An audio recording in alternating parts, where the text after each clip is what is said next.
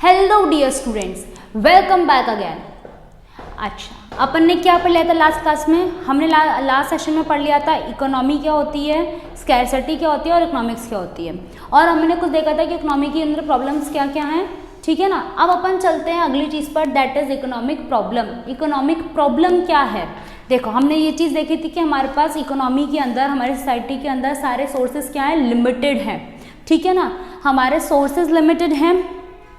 अब हमें क्या करना है, उन लिमिटेड सोर्सेज में से ही क्या करना है, सिलेक्शन करना है कि हमें अपने सोर्सेज को कहाँ यूज़ करना है, ठीक है। तो यही क्या है, हमारी सबसे बड़ी इकोनॉमी की प्रॉब्लम है कि रिसोर्सेज कम हैं और हमें उन्हीं में से सेलेक्ट करना है लोगों की नीड्स को सेटिस्फाई करने के लिए, ठीक है ना भाई। लोगों की नीड्स को सेटिस्फाई करना है ना हमें, तो लोगों की नीड्स को, लोगों की ज़रूरतों को सेटिस्फाई करने के लिए, उनको मीट करने के लिए हमें क्या करना है, उन लिमिटेड रिसोर्सेज में से सिलेक्ट करना है कि हमें क्या प्रोड्यूस करना है, ठीक है। यही क्या है, हमारी इकोनॉमिक प्रॉब्लम है। और सबसे बड़ी प्रॉब्लम क्या है कि लोगों की जो नीड्स होती हैं और जो वांट्स होती है ना, वो अनलिमिटेड है, कभी पूरी नहीं होती। अपना ही देख लो ना, आज अपन ने कपड़े खरीद लिए, पटाखे खरीद लिए, अब अपना मन क्या करेगा, अपन फ़ोन खरीदे, फिर अपना मन करेगा एक दो साल हुए, 5-6 महीने हुए, या फिर मन करेगा नया फ़ोन खरीदो, अब कुछ और अच्छा वाला फ़ोन खरीदो या अब कुछ और खरीदें।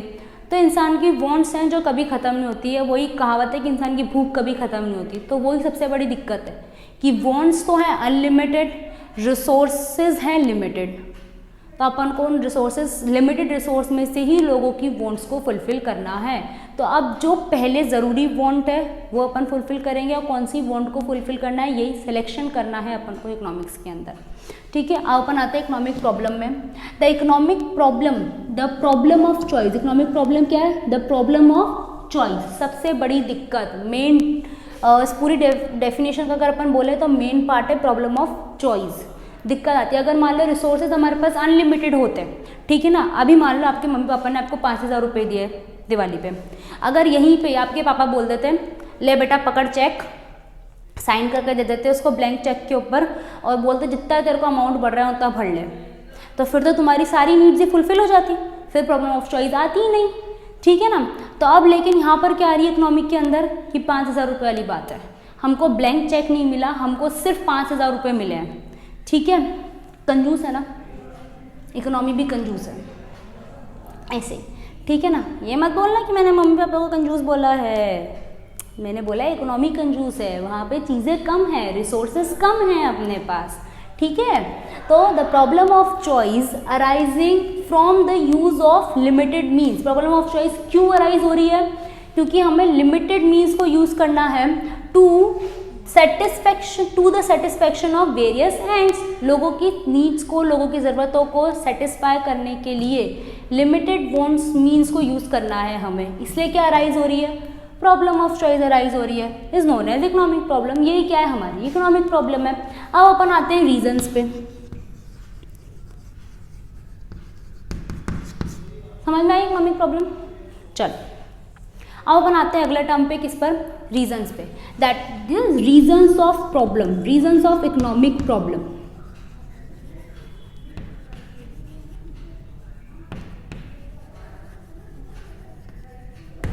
ठीक है, हमारी इकोनॉमिक प्रॉब्लम्स के रीजन क्या हैं? फर्स्ट रीजन स्कैरसिटी, ठीक है ना। अगर रिसोर्सेज स्केयर होते ही नहीं, हमें ब्लैंक चेक मिलता तो सारी दिक्कत ही खत्म हो जाती। तो सबसे पहला रीज़न तो क्या है, स्कैरसिटी। दूसरी चीज़ है अल्टरनेटिव यूजेस।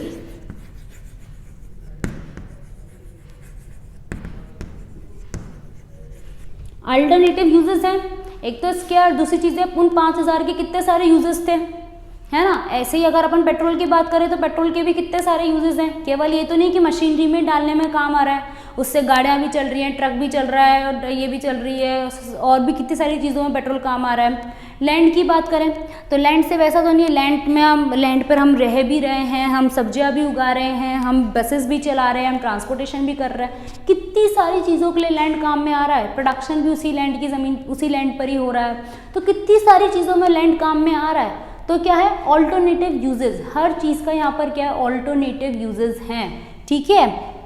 अच्छा, तीसरी चीज़ अनलिमिटेड वांट्स।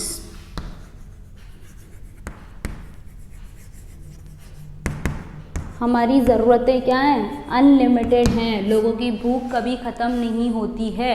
एक तो ये चीज़ हो कि हाँ भाई बस इतना दिला दिया, ख़त्म बात, अब आगे किसी चीज़ की ज़रूरत नहीं है, यहीं पर ही क्या होती है हमारी सब वांट सेटिस्फाई हो जाती है। बट ऐसा नहीं होता, आज एक वांट फुलफ़िल हुई, उसके बाद ही क्या होती है, नई वांट स्टार्ट हो जाती है, वो फुलफ़िल हुई, फिर नई वांट स्टार्ट हो जाती है। ठीक है ना। तो क्या है, वांट्स क्या है, अनलिमिटेड है, मरते दम तक हम कुछ ना कुछ चाहते ही रहते हैं, ये मिल जाए, ये मिल जाए, ये मिल जाए, ये मिल जाए, कभी शांति नहीं है लोगों की ज़िंदगी को।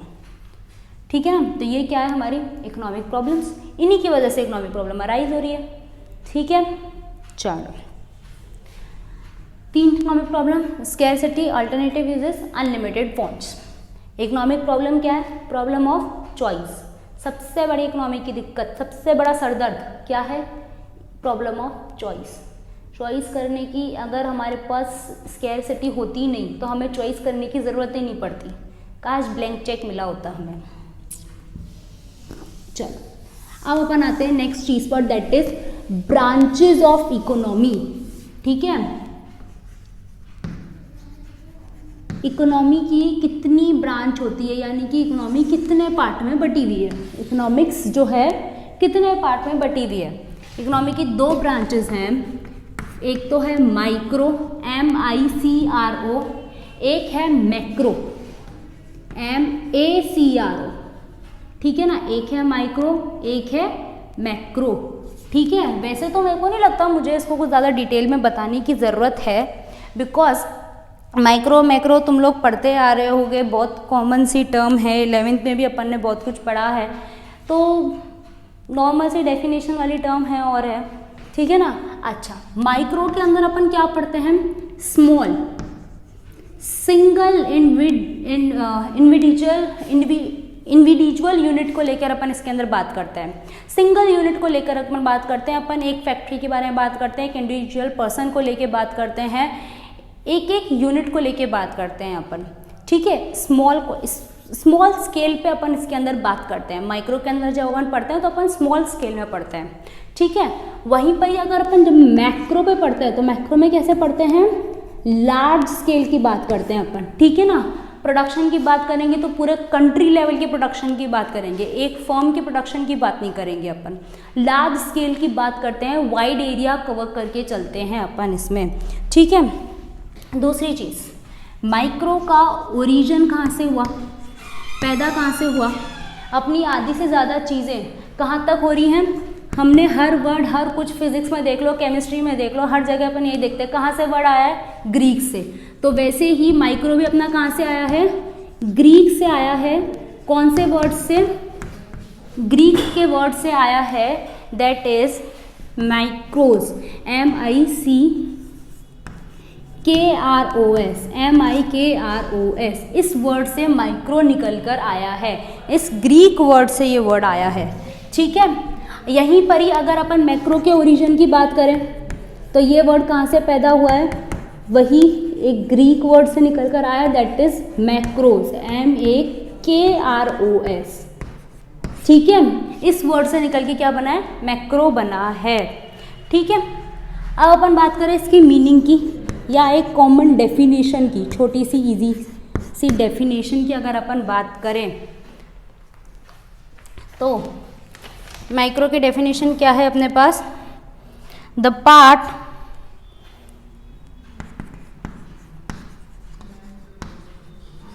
Part of economics, short form में लिख रही हूँ मैं, द पार्ट ऑफ इकोनॉमिक्स विच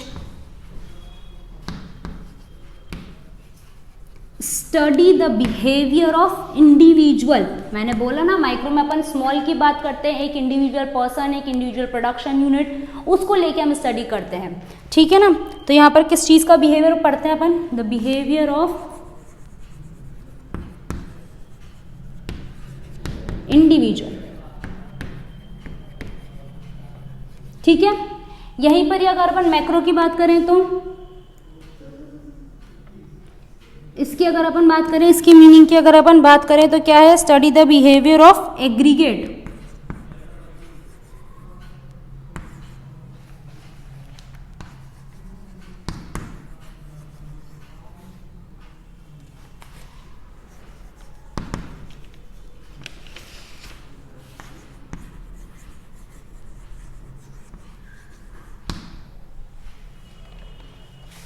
ठीक है ना। यहाँ पर अपन एग्रीगेट में लेके चलते हैं कि एग्रीगेट पूरी कंट्री की हमारी डिमांड कितनी है, पूरी कंट्री की सब लोगों की डिमांड कितनी है। अगर अपन ने अभी डस्टर का एग्जांपल लिया था, अपन ने क्या बोला था, मैंने डस्टर की 100 यूनिट्स की डिमांड करी है, तो वो तो सिर्फ मेरी डिमांड हो गई ना। मैंने कुछ डिमांड करी, आपने कुछ डिमांड करी, किसी और टीचर ने कुछ और डिमांड करी, किसी और स्कूल ने कुछ और डिमांड करी, तो सबकी डिमांड मिलाकर क्या बनेगी, एग्रीगेट डिमांड। और वो हम किसके अंदर पढ़ेंगे, मैक्रोज में पढ़ेंगे। लेकिन सिर्फ अगर मेरी डिमांड की बात आए तो अपन किस में पढ़ेंगे, माइक्रो में पढ़ेंगे। ठीक है, ये तो हो गया मीनिंग। अब अपन बात करें टूल्स, यानी कि मेनली अपन इसमें किस टॉपिक के ऊपर पढ़ते हैं। ठीक है ना, मेन लास्ट टॉपिक क्या है, डिमांड एंड सप्लाई। ठीक है ना, इंडिविजुअल पर्सन की डिमांड और एक इंडिविजुअल प्रोडक्शन यूनिट की, इंडिविजुअल फर्म की सप्लाई। ठीक है, यहाँ पर अपन क्या पढ़ेंगे, एग्रीगेट डिमांड और aggregate supply. Aggregate demand and aggregate supply.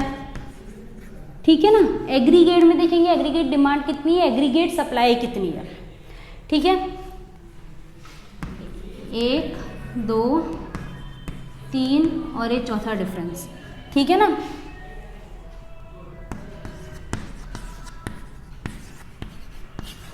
पांचवा डिफरेंस क्या है अपने पास, पांचवी चीज क्या है, अदर नेम।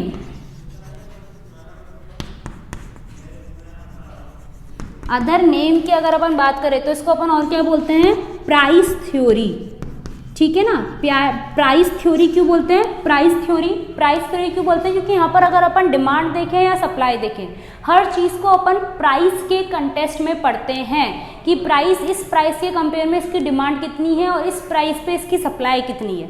ठीक है, अपन हर चीज़ को प्राइस के कंटेंट में पढ़ते हैं माइक्रो इकोनॉमिक्स में ऑलमोस्ट, तो इसलिए क्या है यहाँ पर इसको क्या बोलते हैं अपन, प्राइस थ्योरी बोलते हैं। ठीक है, वहीं पर ही इसको अपन क्या बोलते हैं, national income and employment theory. ठीक है, इनकम एंड एम्प्लॉयमेंट थ्योरी।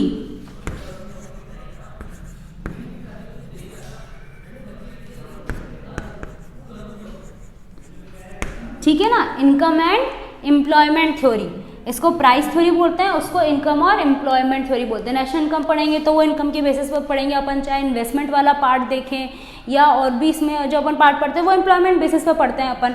ठीक है, तो यहाँ पर किस मैक्रो को क्या बोलते हैं अपन, इनकम एंड एम्प्लॉयमेंट थ्योरी। ये चैप्टर्स के नेम के बेसिस पर ही है, कंटेंट पढ़ना उठा के मैक्रो और मैक्रो इकोनॉमिक्स के, पता चल जाएगा। एग्जाम्पल अगर लें तो इंडिविजुअल माइक्रो में इंडिविजुअल इनकम, एक इंडिविजुअल पर्सन की अगर अपन इनकम पढ़े या इनकम निकालें या जो कुछ भी उसके इनकम के बारे में पढ़े इंडिविजुअल पर्सन की, तो वो माइक्रो के अंदर आएगी। वहीं अगर अपन नेशनल इनकम पर आ जाएं तो वो क्या है, मैक्रो का पार्ट है। ठीक है, ठीक है, ये क्या थे अपने ब्रांचेस, माइक्रो और मैक्रो, और साथ में मैंने उनके डिफरेंसेस भी कर दिया। अपन ने दोनों समझ भी लिया कि माइक्रो क्या है, मैक्रो क्या है, और साथ ही साथ हमने क्या कर दिया, उसके डिफरेंसेस भी पढ़ लिए यहाँ पर। तो अगर मान लो आपके ब्रांचेस के डिफरेंसेस आ जाएं कि डिफरेंसेस बताओ, तो भी आप यहाँ से बहुत इजीली बता सकते हो। ठीक है, नोट डाउन करने हैं, कर लो फटाफट।